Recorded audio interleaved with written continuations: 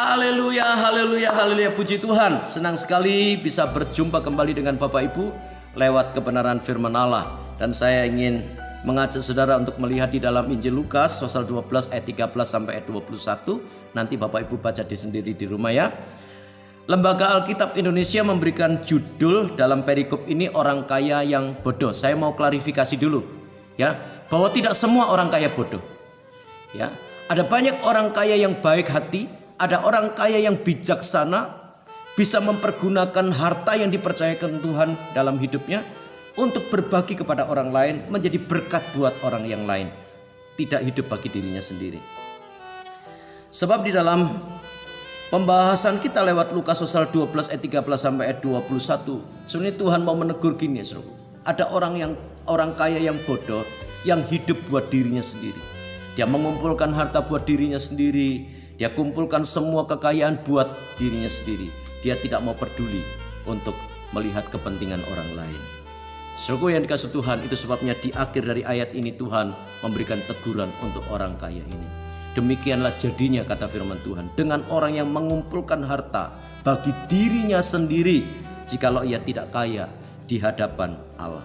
Nah, saudaraku yang dikasih Tuhan, percayakah saudara bahwa keberhasilan kita itu semua karena Tuhan?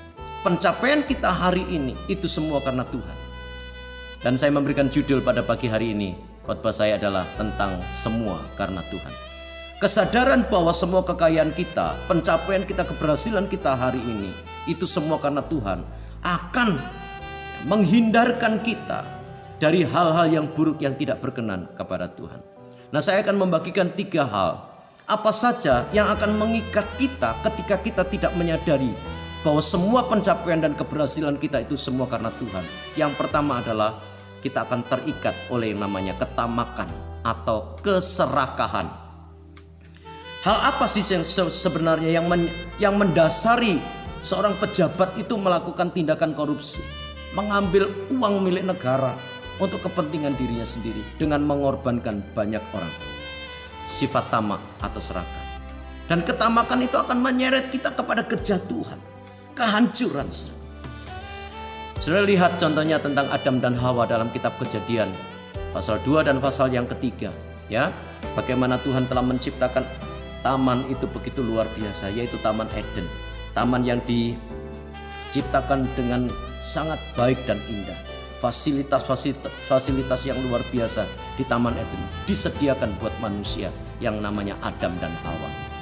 Saudaraku, Tuhan pesen cuma satu yang tidak boleh dimakan. Semua buah dalam taman ini boleh kau makan buahnya, tapi satu yang aku mau supaya kamu tidak ambil makan buah itu. Sebab pada waktu kamu makan buah itu kamu akan mati. Buah apa, saudaraku? Buah pengetahuan baik dan jahat. Tapi pasal 3 kitab Kejadian menceritakan bahwa Hawa kemudian digoda oleh ular itu. Dan kemudian Hawa mulai tertarik mengambil buah itu dan memakan. Setelah itu menyuruh suaminya juga untuk ikut makan buah itu. Apa yang terjadi, saudaraku? Kejatuhan. Sekali lagi saya mau katakan kepada saudaraku, sifat tamak, keserakahan hanya akan menyeret kita kepada kejatuhan dan kehancuran. Saudaraku yang dikasihi oleh Tuhan, sama seperti sifat Lucifer, si iblis yang jahat itu. Ya, dia dipercaya dengan banyak hal, ditempatkan paling dekat dengan tahta Allah untuk menjadi penyembah-penyembah.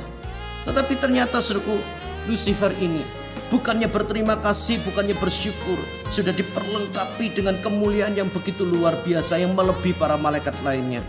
Tetapi masih dia inginkan tahta Allah. Dia mau merebut tahta Allah, dia mau mengkudeta Allah. Saudaraku yang dikasihi Tuhan, jadi kesimpulan saya begini, sifat tamak dan keserakahan itu adalah sifat asli, sifat dasar dari iblis itu sendiri. Hati-hati saudaraku, kalau ada orang yang tamak, serakah, itu sifat dari setan. Yang kedua, ya, hal-hal yang buruk apa? Kita akan terikat oleh egoisme atau self-oriented ketika kita tidak mengakui bahwa semua pencapaian kita itu berasal dari Tuhan. Disebutkan di dalam seluruh perikop ini, saudaraku, bahwa ada 7 kata yang disebutkan dalam Alkitab ini. Artinya begini, Tuhan mau ngomong tentang egois manusia, ya, yang sangat mendominasi perumpamaan ini, saudaraku. Nah, Tuhan tidak mau, saudaraku, kita menjadi orang-orang yang egois, berpikir untuk dirinya sendiri, berbuat bagi dirinya sendiri. Itu adalah ciri dari orang-orang yang egois, saudaraku. Dengar nasihat firman Tuhan di dalam Filipi pasal 2 ayat yang keempat. Dan janganlah tiap-tiap orang hanya memperhatikan kepentingannya sendiri, tetapi kepentingan orang lain juga. Tuhan mau kita ini berbagi kepada yang lainnya. Tuhan mau hidup kita ini menjadi berkat untuk orang yang lainnya. Sama seperti Yesus. Dan kita mau belajar seperti Yesus, yang berani melepaskan kepentingannya sendiri. Ya sudah tinggal di takhta kemuliaannya yang luar biasa sebagai anak Bapa. Tapi kemudian dia rela melepaskan kepentingan itu sendiri untuk menyerahkan nyawanya buat saudara dan saya orang-orang berdosa. Hal yang ketiga, hal yang buruk kalau kita tidak mengakui bahwa semua pencapaian dan keberhasilan kita itu berasal dari Tuhan. Kita akan terikat oleh kehidupan yang tidak pernah merasa puas. Ya, Yohanes pasal 12 ayat 18 dikatakan, inilah yang aku akan perbuat, aku akan merombak lumbung-lumbungku dan aku akan mendirikan yang lebih besar, dan aku akan menyimpan di dalamnya segala gandum dan barang-barangku. Ya, saudaraku, perhatikan kata merombak dan juga mendirikan yang lebih besar. Itu artinya dia tidak pernah merasa puas. Dia ingin yang lebih lagi, dia ingin yang lebih besar lagi. Dia ingin merombak, dan itu untuk kepentingan dirinya sendiri. Hati manusia itu tidak mungkin bisa dipuaskan oleh kekayaan dunia. Makin hati kita terikat oleh kekayaan dunia ini, maka hati kita tidak akan pernah merasa bisa puas. Hati kita bisa puas kalau kita mau berbagi kepada orang lain. Hati kita akan merasa dipuaskan oleh Tuhan ketika kita mau menjadi berkat untuk orang lain, mau peduli dengan keadaan orang lain. Jadi saudaraku, kesimpulan saya begini, mari kita terus membangun kesadaran bahwa pencapaian dan keberhasilan kita sejauh ini itu semua karena Tuhan. God bless you. Tuhan Yesus memberkati.